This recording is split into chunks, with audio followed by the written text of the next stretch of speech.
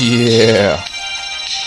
Welcome back to the Smarmy Grin Podcast, episode number 15. Welcome back, guys. What's going on? I'm gonna keep playing this song here. It's Monday, October 10th. The Smarmy Grin Podcast, episode number 15. On tonight's episode, I'm just going to touch on the California wildfires that went on last night, spreading fast. Another shooting at Texas Tech. Jesus, can't we just... Wow, unbelievable. And on the vent, the bitching, the moaning, I'm just going to pay a little tribute to one of my all-time favorite Magic players, Tracy McGrady. T-Mac, congrats on the Hall of Fame induction. It happened a few weeks back. I haven't been able to talk about it because of the storms that we've had. Been preoccupied with all that stuff and all those topics. So tonight on the vent, the bitching and the moaning, I'll be talking about T-Mac and how I see him as a former Magic player. Nothing but respect for you, T-Mac.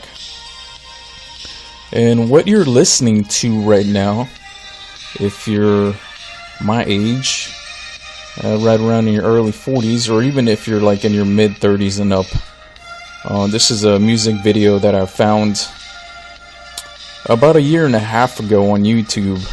I've been listening to NewRetro for the last 4 or 5 years now, and NewRetro music. So let me just start the show by talking about that real quick. So again, welcome to the Smarmy Grin Podcast episode number 15. So what I'm talking about is this music video that I've been listening to for the last year and a half. I found NewRetro music 4 or 5 years ago on YouTube. It's absolutely right up my alley. I love this kind of music. What a lot of guys on YouTube are doing, a lot of music producers and stuff like that. People that are doing it on their own. Of course, they're music producers because they're producing all this music with synthwave technology and all that. And but a lot of these guys are adding montage of old school shows from the 80s and 90s and creating their own music behind it. So it's actually your new age music video, because the new I mean, honestly, let's just say it how it is. Music videos and MTV haven't been the same since the late 90s, and music videos haven't really been the same for the last 18 years now. So when you see this stuff that people are making on their own, just regular guys, and putting it on YouTube, it's really an art form. And this song that I found by the artist called Crockett, the name of the song is Searching. I absolutely love this song because it really just hit me as soon as I started watching this song. And a lot of these music videos that I've been watching on the NewRetro format, there's 4 channels that I really like. NewRetro Wave channel is great. Nero 77, Luigi Donatello, and the 80s guys. All those guys have fantastic music videos on here, and I recommend those channels. But if you're my age and you grew up in the 80s and 90s, a lot of these music videos would hit.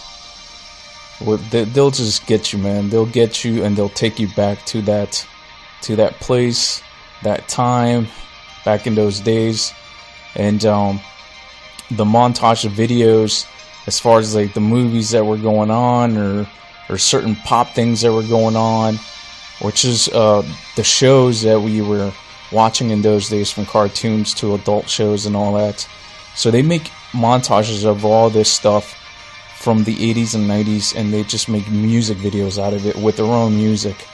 And these guys have done an awesome job with the music. Like I said, every time I watch one and I see a montage of a certain show, man, it takes me back to when I was a kid watching that stuff. And as you get older, you just look back to those things, and they mean so much to you now as an adult. Not that it didn't when you were a kid, but you appreciate those things more as an adult.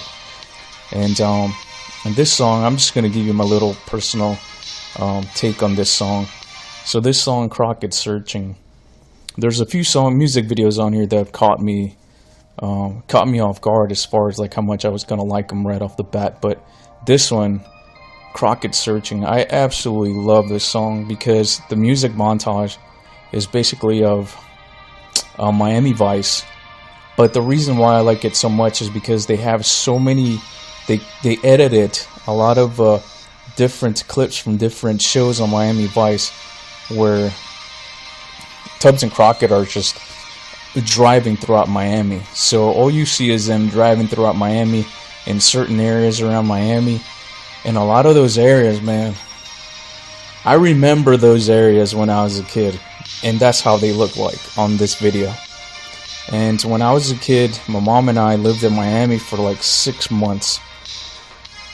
And I really liked Miami. My mom really didn't care for Miami, so we ended up coming back to Central Florida.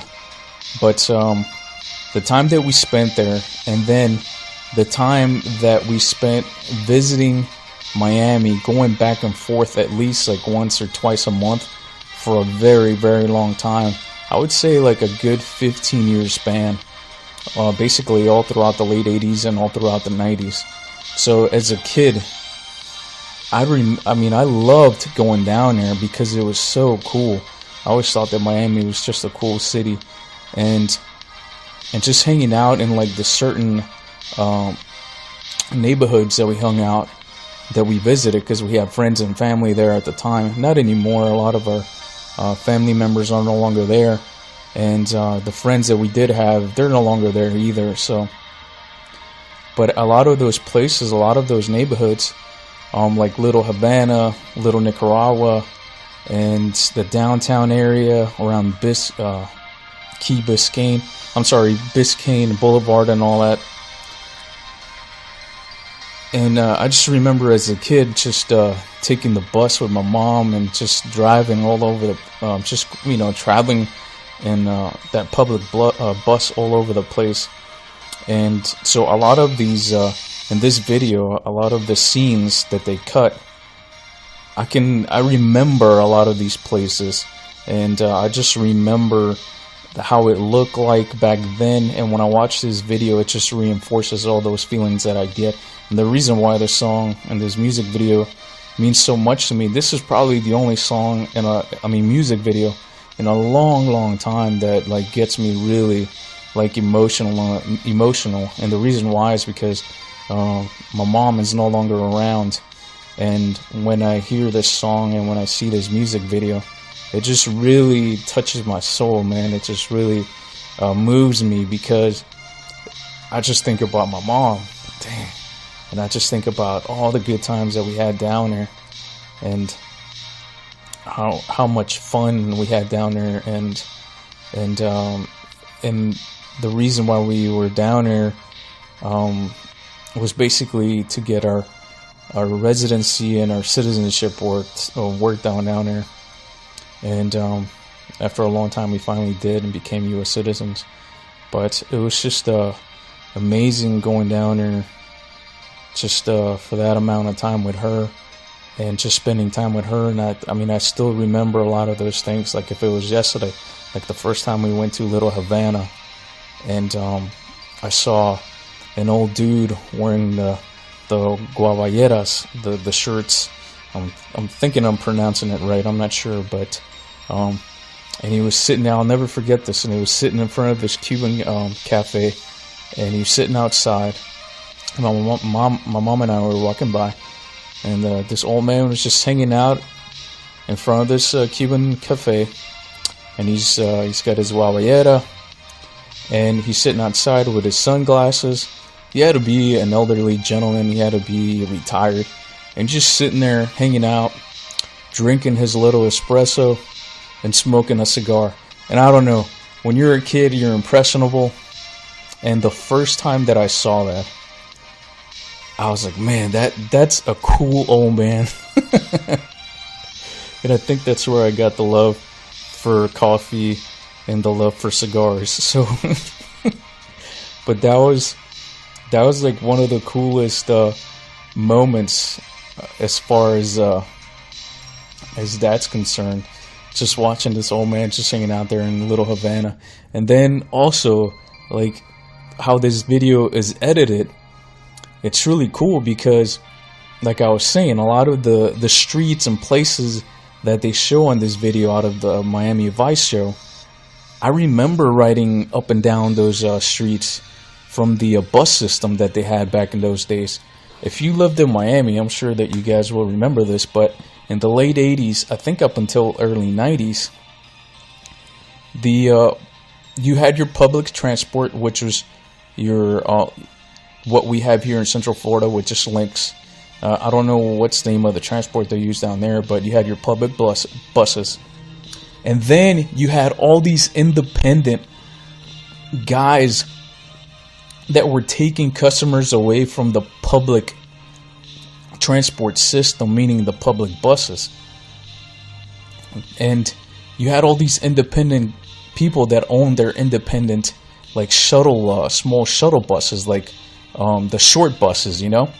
And what these guys used to do, all these guys used to do is they used to pick up people at bus stops. And keep in mind that they used to pick up tons of people around Flagler and all over Miami. So what happened, the city got wise about this because these independent shuttle buses were taking away a lot of business from the public buses. And the beauty about these independent shuttles was that if you were at a bus stop, you didn't have to wait half an hour for the next bus. And back in those days, you had to wait like 40 minutes. Because these independent shuttle drivers, they used to be there at every single bus stop every 10 to 15 minutes. I think the most you had to wait was maybe 15 minutes. But they were always on time picking up people. I mean, it was awesome. I thought that particular form of transport was great because you live in Florida, especially Miami. It's hot and humid, and it's so hot during the summer. You're out there sweating from the bus, and this is like late 80s, early 90s, man. This is like before any kind of technology or anything like that, and there were like no awning or anything like that. And these bus stops, I'm sure it's the same way now, but maybe not. But so you're out there sweating your ass off waiting for, the local public bus. But these independent shuttle drivers, they used to rotate and they used to follow the same bus route as the public buses. So they would be there every single 5 minutes, 10 minutes, 15 minutes picking up people. I would say the most you had to wait back in those days was maybe 10 minutes, which was absolutely nothing. So you never had to wait forever just, for a bus. So that was the beauty about these shuttle buses, independent shuttle buses. The city got wise to it. They noticed that they were losing tons of money because of it, because their customers were basically being taken away from these shuttle buses. And you could actually say that this was like your first type of Uber, because it was an independent thing. So it was like your first type of Uber in a big city. And I will never forget that, because I remember riding in those shuttle buses. And my mom loved them because she never had to wait forever.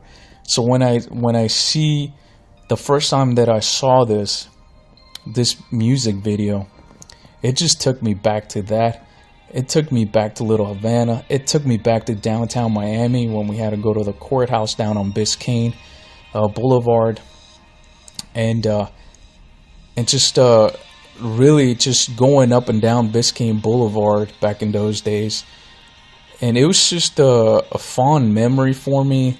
It's memorable memory, if that makes any sense.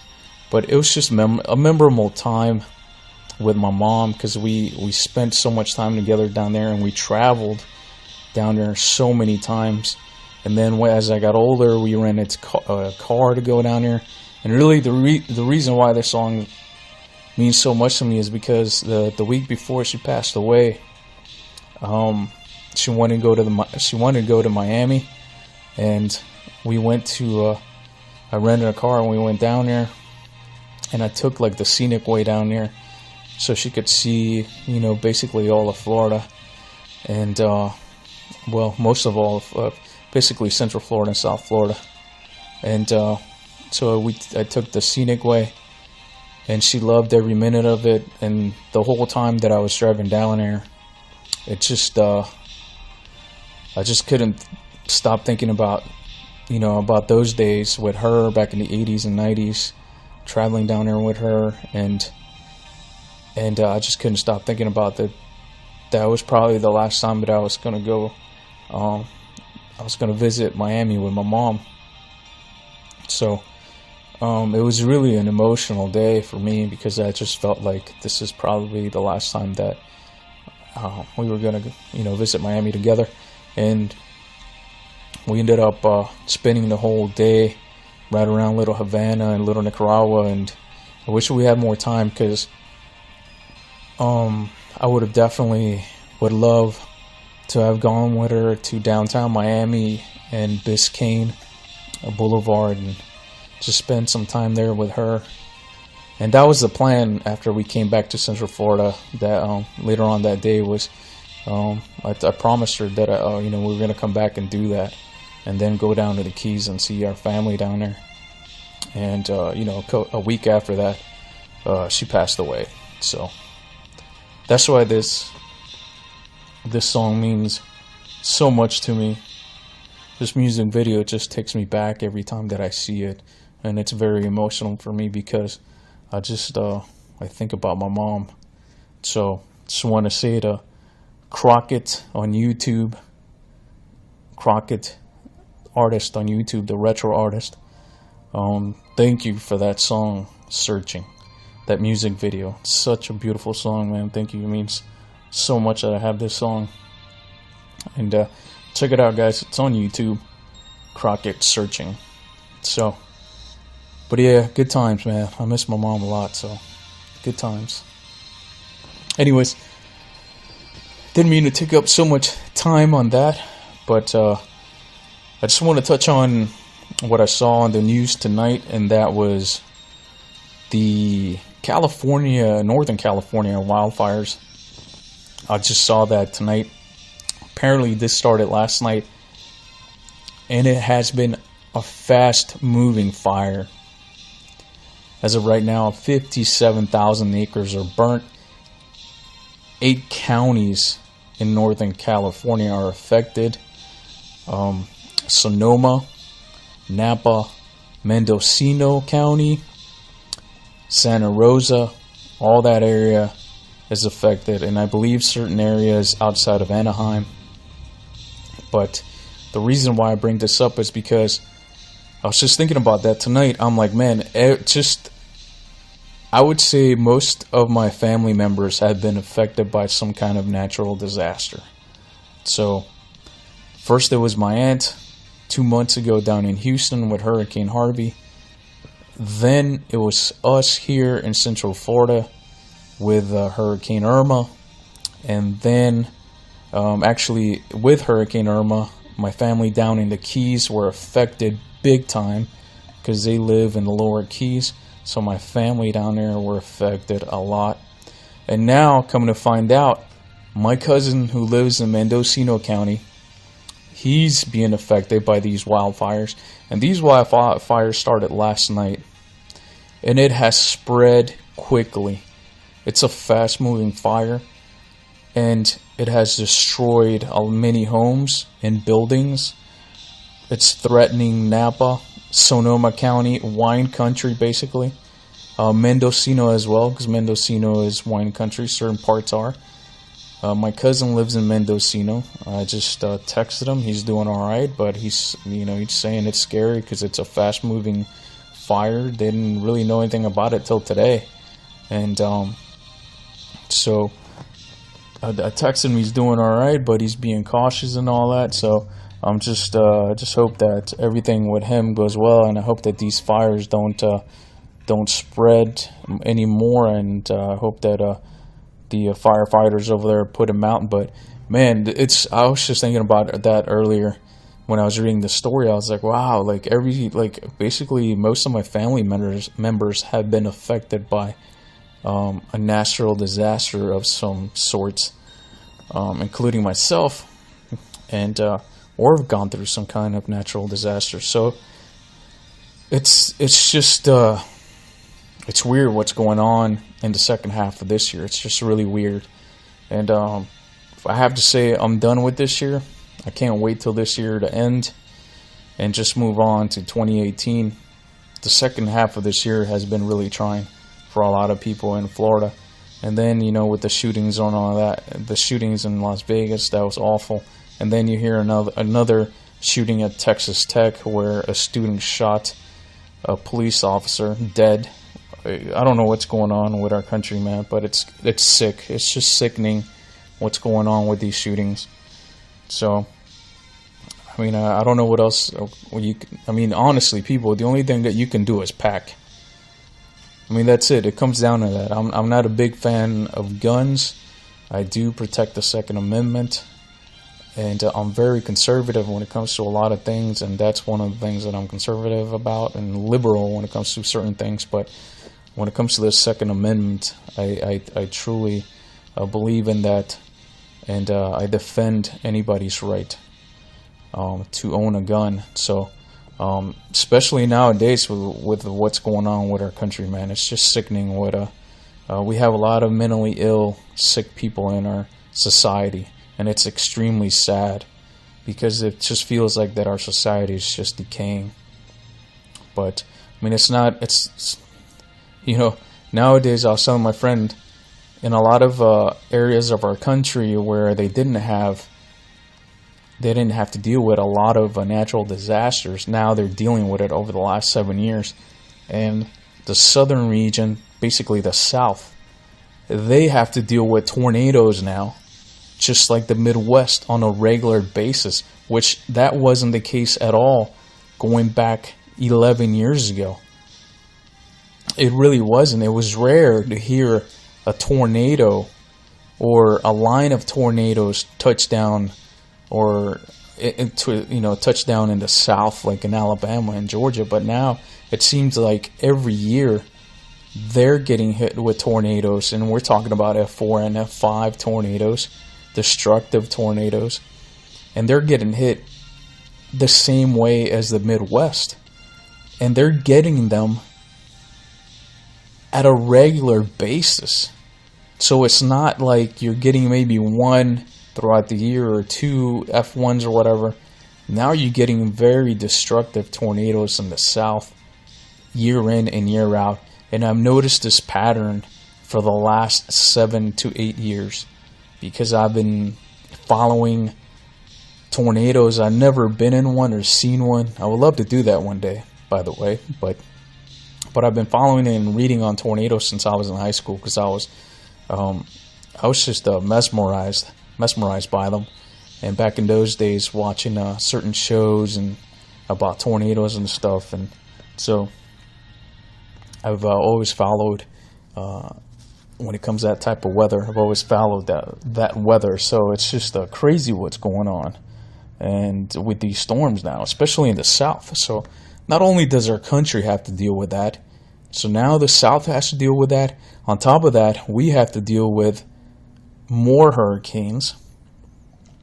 The Gulf Coast has to deal with more hurricanes and tornadoes. The Midwest, of course, they're getting hit with tornadoes and small earthquakes. And now you go to our West Coast, and they're getting hit with droughts, which has been ongoing forever. and extreme wildfires. So I don't know what's going on, but it's kind of scary. But what I'm trying to say is that, our society, our country is dealing with all this, and now we have to deal with mass shootings more than ever. And it's crazy because that's something else that you have to consider and just think about. So I'll leave it at that. I'm just hoping better news tomorrow for my cousin in Northern California.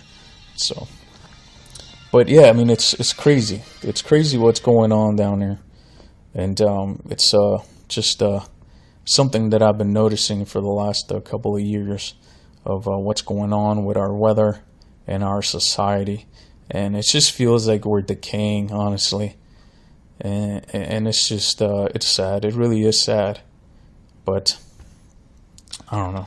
What else can you do? What else can you say about just what's going on with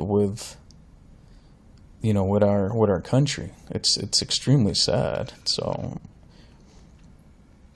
anyways, and now let's on my final segment. Sorry, folks. I'm just reading the news here on California and what's going on over there, and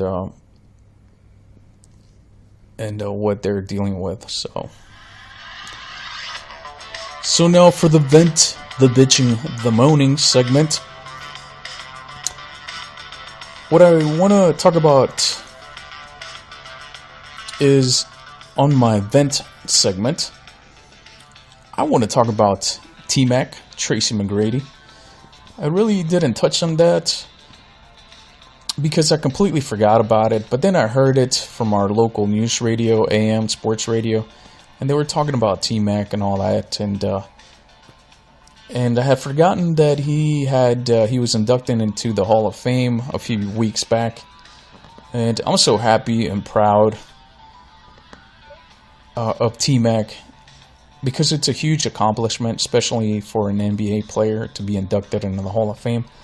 I know that I have I've heard a lot of people say, yeah, no, he didn't have a long career, so that's why he shouldn't be inducted. And I understand what people are saying. He did get injured his second half of his career, and he wasn't the same player. But he started playing in the NBA right out of high school. And this kid right out of high school, he was NBA ready. He was a stud. When he came to Orlando, as a fan, I was so excited to have him and Grant Hill. And I'm going to defend T-Mac because it seems like a lot of people are bashing him.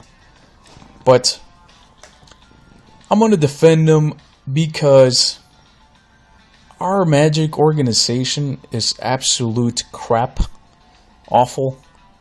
Rhinoceros pizzle. That's what our organization is. That's a quote from Coming to America. But it is absolutely garbage. The DeVos family that own our Magic team are the worst owners in the league.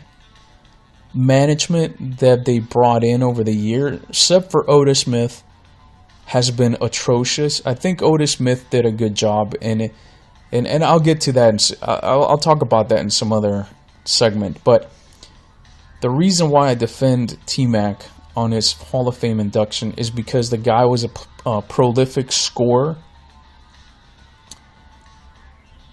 He was supposed to be one out of two stars that were going to take this team into the finals someday.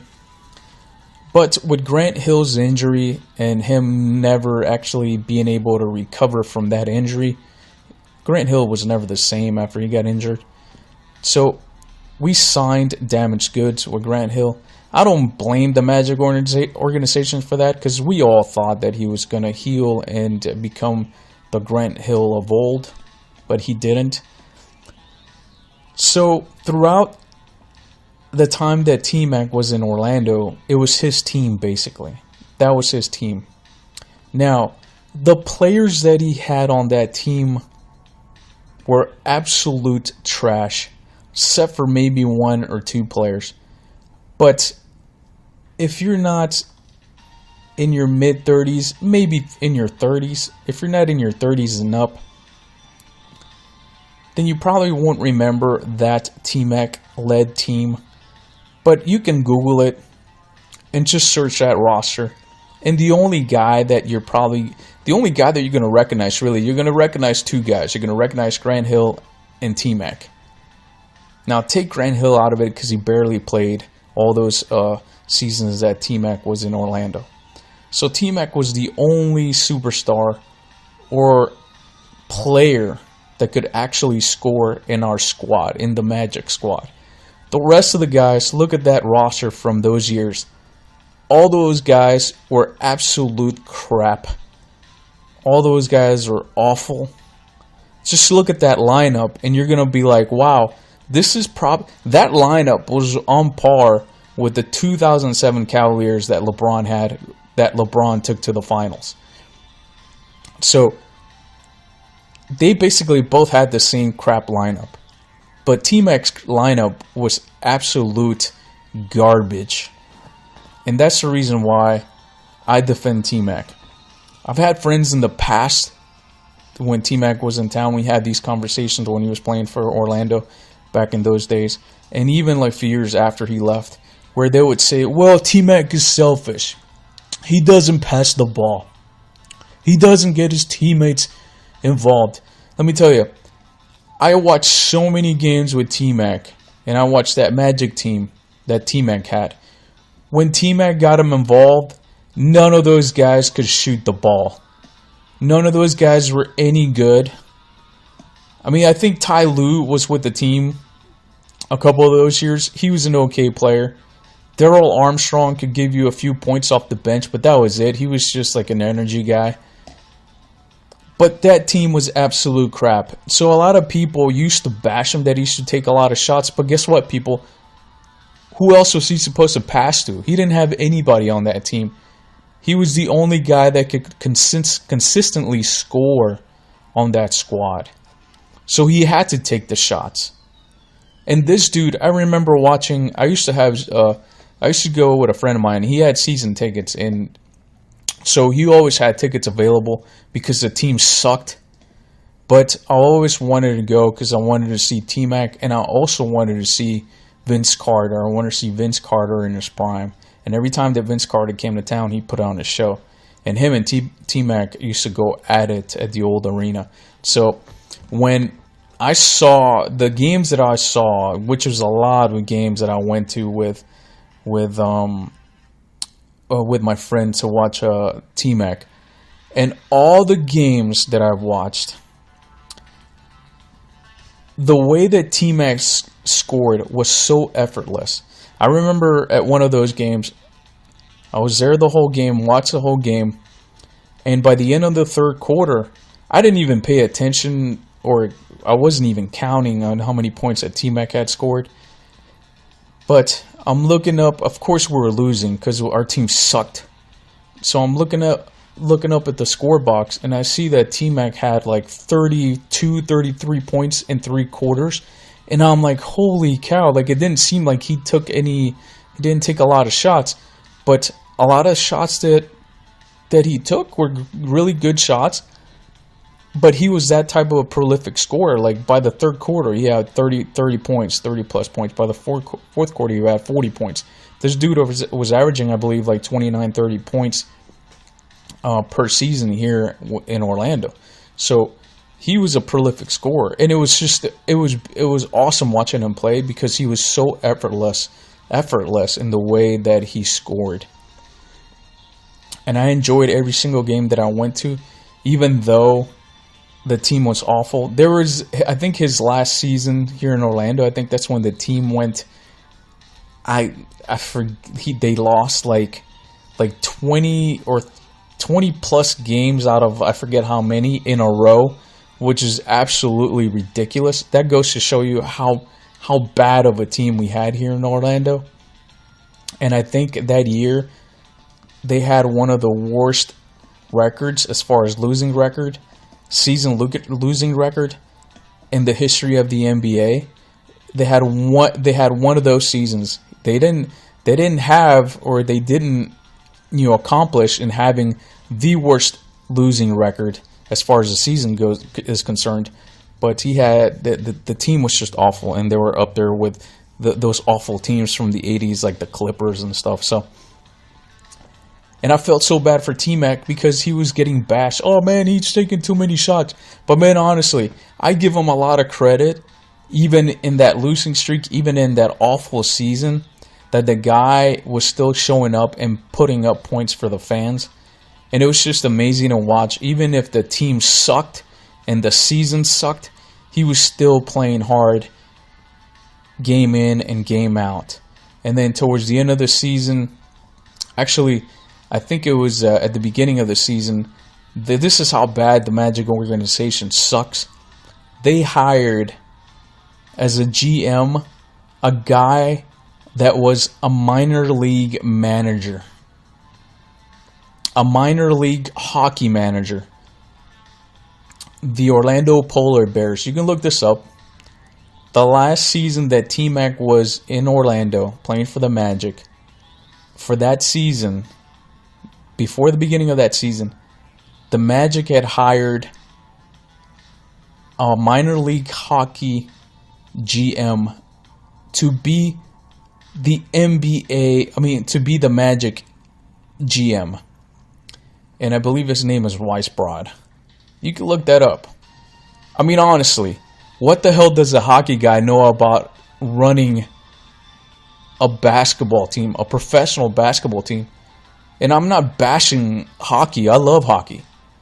But just think about it. What if it was the other way around? What if, I don't know, let's say if it was a D-League team, and that coach went on to coach like the Penguins. Are you freaking kidding me? That is the stupidest thing that I've ever seen an organization do. The stupidest decision that I've seen an organization make, to hire a minor league hockey guy to run an NBA team. It's the same thing as hire a D-League guy to run a professional hockey team in the NHL. It's absolutely ridiculous, man. And this is when I knew that the Magic organization and the DeVos family are completely moronic and inept to run an NBA team. So T-Mac, congratulations on making it to the Hall of Fame. And from a, I would say, salty Magic fan, I just want to say thank you for all the years of entertainment that you brought to us here in Orlando, and I appreciated every single game that you played for us, because I know what crap you had as a team and what crap you were playing for as far as an organization. So thanks, T-Mac, and congratulations on your induction into the Hall of Fame. Alright, that's it for my podcast on the Smarmy Grin Podcast, episode number 15. Hope you guys enjoyed it. Hope you guys have a good night and have an awesome week. And I will talk to you on episode 16 on the Smarmy Grin Podcast. Have a good night. Alright guys, see you later. See ya!